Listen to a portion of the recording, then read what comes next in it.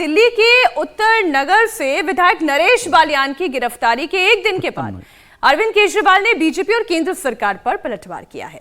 उन्होंने कहा है कि दिल्ली के लोग दहशत के माहौल में जी रहे हैं। देश की राजधानी पर गैंगस्टर्स का कब्जा है।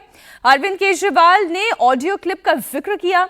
उन्होंने ये दावा किया कि गैंगस्टर कपिल सांगवान ने आम आदमी पार्टी विधायक नरेश बालियान को धमकी दी थी। इसी की शिकायत नरेश बालियान ने दिल्ली पुलिस से की और पुलिस ने आप विधायक नरेश बालियान की शिकायत पर कार्रवाई करने के बजाय उन्हें ही गिरफ्तार कर लिया।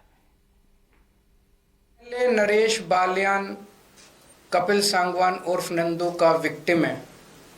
वहां से उनको इस तरह की कई धमकियां आई और उन्होंने मैंने एक ही चिट्ठी पढ़ी है, उन्होंने कई चिट्ठियां दिल्ली पुलिस को लिखी कि इसके ऊपर कार्रवाई की जाए, मुझे लगातार धमकियां आ रही हैं। उस पे कार्रवाई करने की बजाय कल दिल्ली पुलिस ने नरेश बालियान को गिरफ्तार कर लिया। जिसने शिकायत की उसे गिरफ्तार कर लिया गया। हर्षवर्धन जी, बड़ी नाइंसाफी है।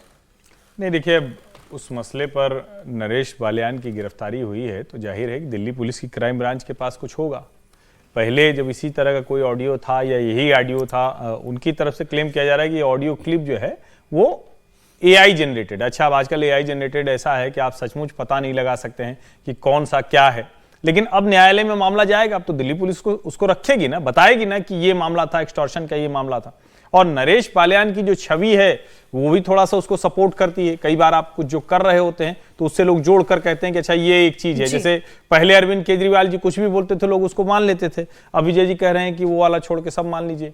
तो मतलब एक समय के साथ परिवर्तन होता है, तो ये भी होता है, लेकिन कुछ लोगों की छवि बड़ी स्ट्रांग होती है। तो नरेश बालियान के ऊपर आरोप लगा और दिल्ली पुलिस ने गिरफ्तारी की, तो कोई ये नहीं कह रहा है कि ऐसा नहीं, लोग कह रहे हैं कि वो वाली क्लिप सही है या नहीं। और नरेश बालियान के खाते से लोगों को धमकी दी जा रही कि जो जो उसको साझा करेगा उसको हम अदालत में खींचेंगे, सब कुछ करेंगे। तो उसको तो अमित मालवीय ने साझा किया है जो IT सेल के हेड हैं, और फिर बहुत से लोगों ने किया है। लेकिन मूल सवाल दूसरा है, क्या अरविंद केजरीवाल और उनकी पार्टी अब थोड़ा सा अपने एजेंडे से थोड़ा सा कुछ लहरा रही है क्या, कुछ गड़बड़ हो रही है क्या? ये तरीका अरविंद केजरीवाल का नहीं था। और अरविंद केजरीवाल वही हैं जो अपने नेताओं पर आरोप लगता था तो उसको निकालते थे, वो खुद अलग हटकर खड़े हो जाते थे। नरेश बालियान के साथ अगर केजरीवाल को खड़ा होना पड़ा है तो क्या वहां तक पार्टी पहुंच गई है? और अगर वहां तक पहुंच गई है तो दिल्ली के चुनाव में लेवल प्लेइंग फील्ड होने वाली है। जो पिछले 2 चुनाव में 15 और 20 में अरविंद जी एक नैतिकता, एक मोरलिटी, एक करप्शन फ्री दुनिया भर की जो चीजें थी वो सब खत्म हो गया, तो उसका भी परिणाम दिखेगा।